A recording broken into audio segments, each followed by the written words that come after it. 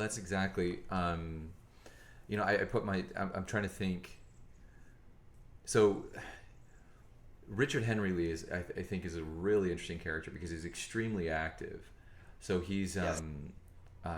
he's in the House of Burgesses really early on in his, I don't want to say his childhood, but really early on in his career.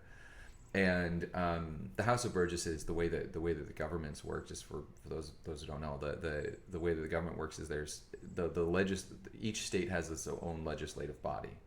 So it's true that the states create the federal government, not the other way around. It's not governments that create governments. It's the state that creates the states create governments, and people create their states.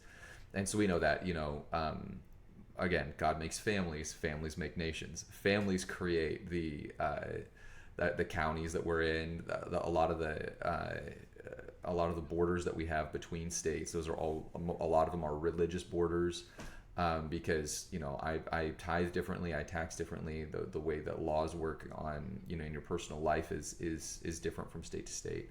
But so Richard Henry Lee is young